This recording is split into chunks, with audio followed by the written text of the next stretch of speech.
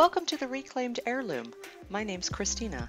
I want to walk you through the entire project of all of my supplies and techniques in which I'm going to use to transform this old buffet. And here is my helper, my Sphinx cat Dimitri. He's going to assist me along the way of this project. Starting off with Annie Sloan's chalk paint in olive. What I'd like to do first is get a good solid base of this chalk paint all over this buffet, and then we can get to the next steps.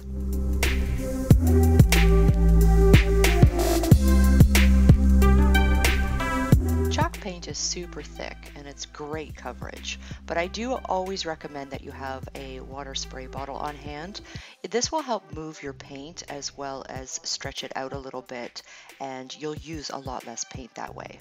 As you can see, it is thick and it has really good coverage even just for one coat.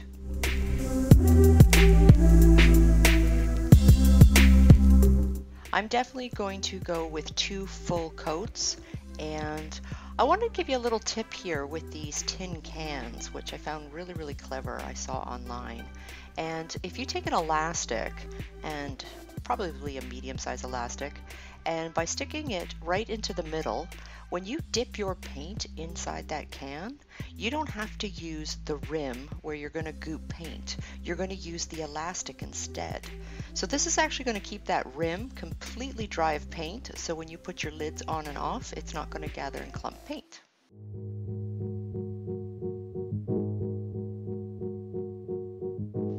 I am being a little bit generous with this piece because, as you can see, this buffet is actually a veneered wood. So these carvings and whatnot is all veneer. And because of that detail, it's almost got this 3D projection, and it really stands out. And we're actually going to really put a lot of emphasis on the finishings and the detail work of this.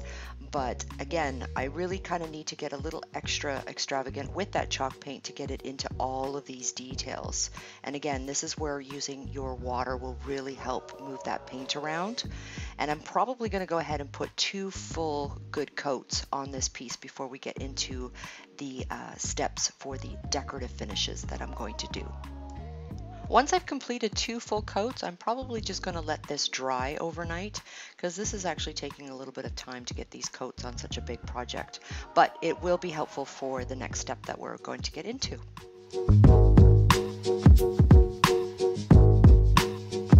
So yeah, I want to tell you the difference between varnish and lacquer. There's a bit of a difference, so I want to put a little bit of clarity to what is between the two and what are the differences, and just for good old-fashioned education purposes, and what is the better product out there for me to use, as well as we're going to go ahead and finish this piece, which I absolutely love. This olive color. It's probably my favorite Annie Sloan chalk paint color.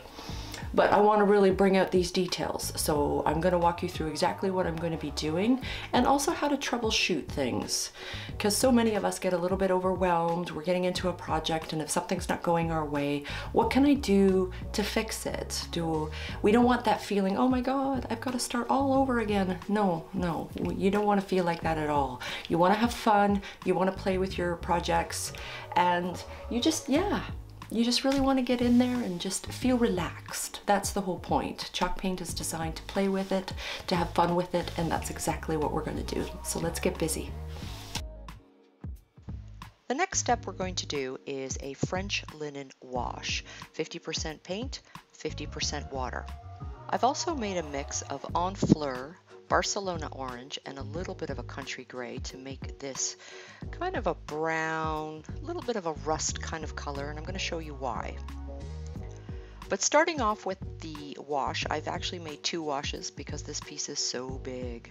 So I'm going to show you exactly what I did, and I want to actually create a little bit of texture with my wash. So I'm going to actually use rags. So I'm using those shop towels, which are lint-free, easy to use, and easy to dispose.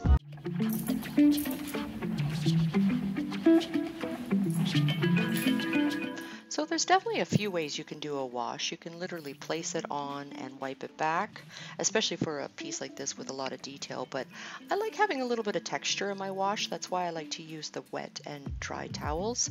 The wet towel is so that way I can move the wash around to create the texture, and the dry towel is if I've got a little too much of the chalk paint wash, it helps absorb it.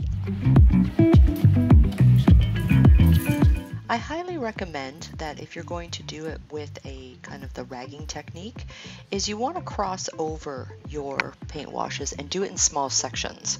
So what I like to do is the cross hatching, or basically overlapping my washes, and by doing so, this isn't going to create lines, it's actually going to add to the texture as well.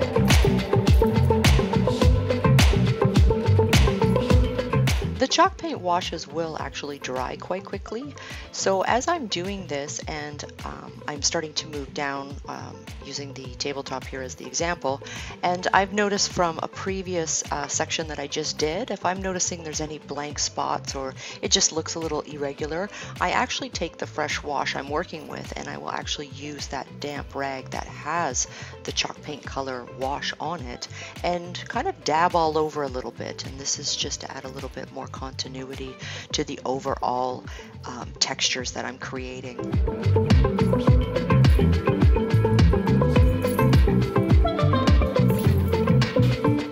So for the drawers as well as the doors, I decided, because the projection of the carve pieces were so 3D, I guess you could call it, I thought it would be easier to put them horizontal rather than doing it vertically. So I've taken them out and I'm just going ahead and applying that wash, a little bit of that ragging technique, and this way too the water isn't going to drip, because a lot of that wood carving is going to hold the water and it's going to want to drip down. So I found this to be a little bit easier to do it this way.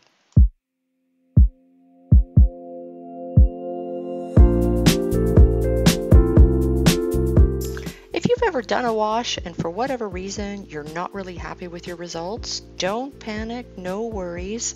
Just grab that base color and actually do just a plain wash of your base color. Don't feel like you have to go back and apply a whole bunch of more paint and waste paint, etc. Literally, the wash will help correct what it is you'd like to do, and then you can reformat to a new color.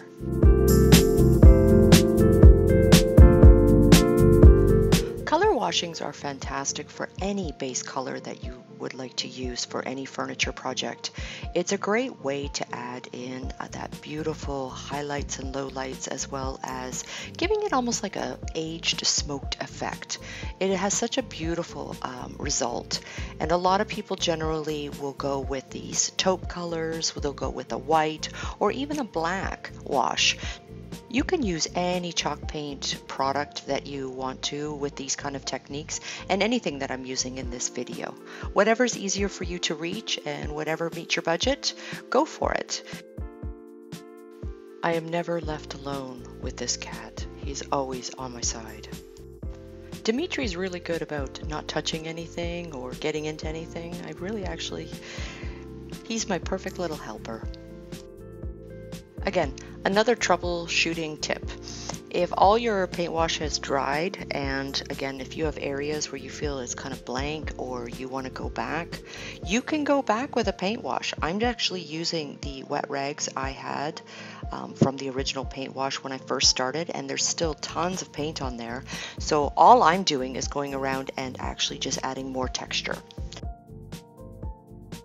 The custom mix that I made with the brown, orange, and that little bit of country gray, what I want to do is just kind of test it out a little bit first to make sure I like it, and my next step is reaching my comfort zone. So I'm just going to use a tiny little brush, and all I'm going to do is dry brush it on and see if I like it. And if I do, then I'm going to grab myself a bigger brush and I'm going to go around and do larger sections, and I'm going to show you exactly what I do next.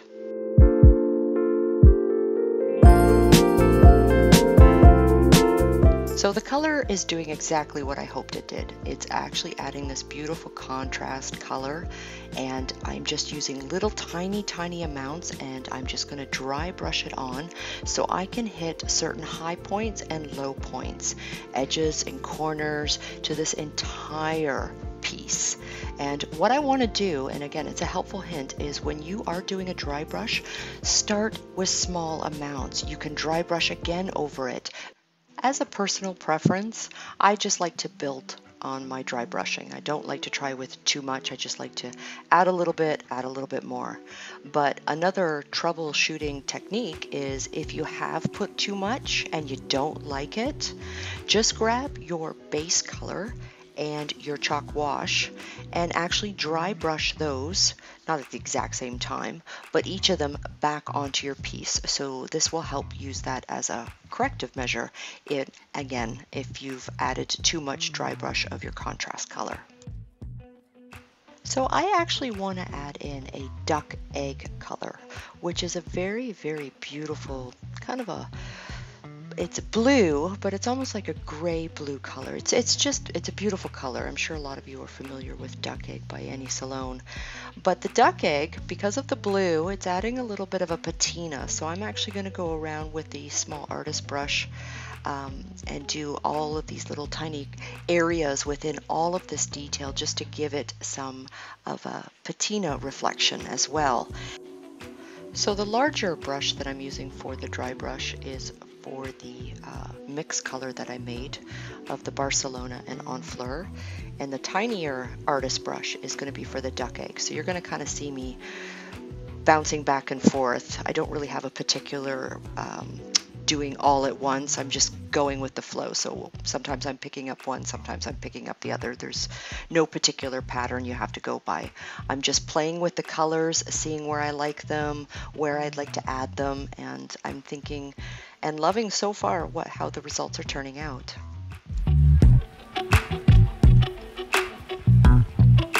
So the next few steps is really going to be fun because it's really going to help make this pop, and it's going to really help define some of this detail and really make everything a lot more amplified.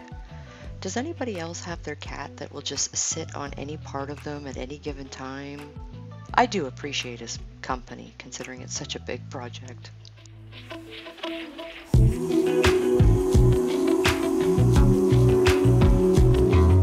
If you have a piece of furniture with lots and lots of wood details to it, I definitely highly recommend doing a dry brush. This really helps make those details pop. And again, getting into the next step of what I'm going to do, I definitely want to put a lot of emphasis on the low and high points of this wood detail and really make it pop.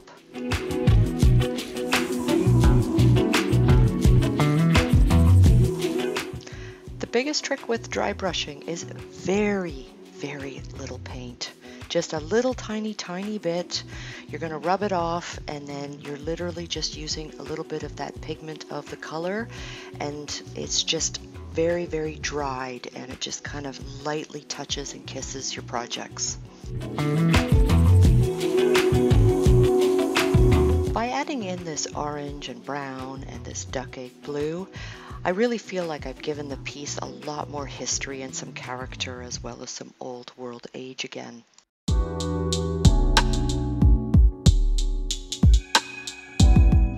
I'm going to go ahead and seal this project with Sloan's Lacquer in the matte finish. And the two things with Sloan's Lacquer is she has a gloss finish and a matte finish. And the gloss has got this kind of sheen look to it. And it's actually a little bit more durable than the matte finish. But the gloss one I definitely recommend for outdoor finishes.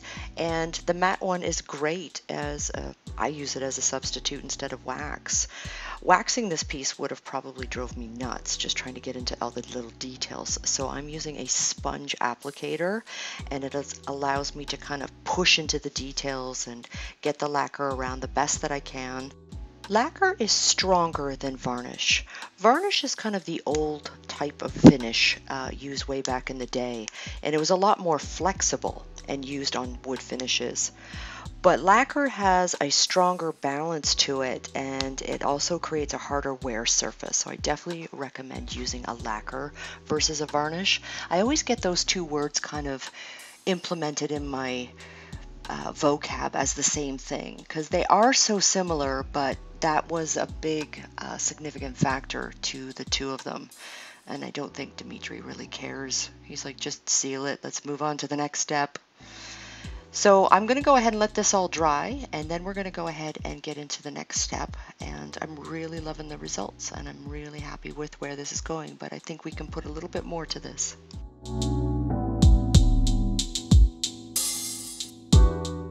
I'm going to go ahead and I'm actually going to put some white wax. I'm actually going to use white wax, black wax, and dark wax on this project. But I'm going to start with the white wax, and I'm going to be using a separate brush for each of the waxes. I don't recommend using the same one. And I normally, when I'm using a wax, I always use the lid to kind of pounce the wax off of, so there's not too much gathered on the bristles of my brush. And white wax has a little bit more flexibility. It's almost a little softer and a little bit more creamier than the dark and the black wax. And I find it's actually it's almost like putting once you put it on, it's like a powdery feel almost. It's very, very buttery, it's very smooth, and it's very flexible. So I'm going to go around and put a whole bunch of highlights on everything and everywhere, and particularly into the low points of this piece, and you're going to see why.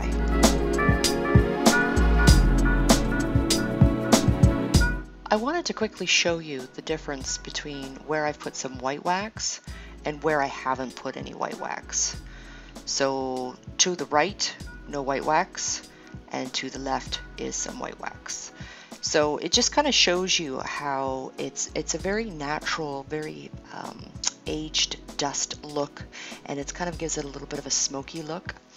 I'm going to go ahead and put some here on the top as well, and again, I just generally go around in circular motions and just rub it in, and it's going to get into all of that nice texture that was originally created when we put our base coats down. So dark wax. Dark wax, what I really want to put the emphasis on, and I'm going to do it very, very softly. I just really want to just touch the high points. I don't want it to get into the low points, I just want to touch the high points. The white wax was for the low points, and the dark wax is going to be for my high points.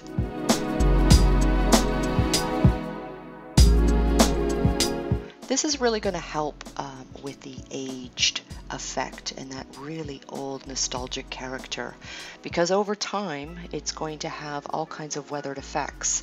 So I'm really, really liking where this is going. And I'm going to go ahead and just to the very tips and corners with a little bit of black wax. But with waxes, again, just like the dry brushing, all you want to do is start with a little bit and slowly graduate up. Never start with too much. It's much easier just to kind of graduate how much you want in. And if for any reason you don't like it, just grab some clear wax and give it a wipe, and it will literally wipe it off. Because we have that lacquer base, it's actually protecting the chalk paint, so it's not going to absorb into the chalk paint. It's just going to dry on top. Always remember to use a seal, whether it's clear wax or the lacquer, first before you use any of the decorative waxes.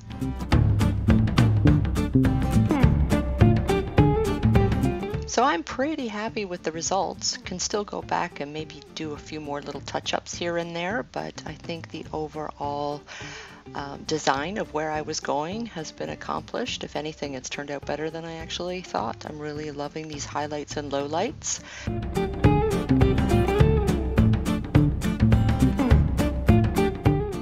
Thanks so much for watching this video. If you have any questions, please feel free to leave me a comment in the comment box below, as well as don't forget to subscribe and share. We'll see you soon for another video on decorative finishes with chalk paint. We'll see you soon.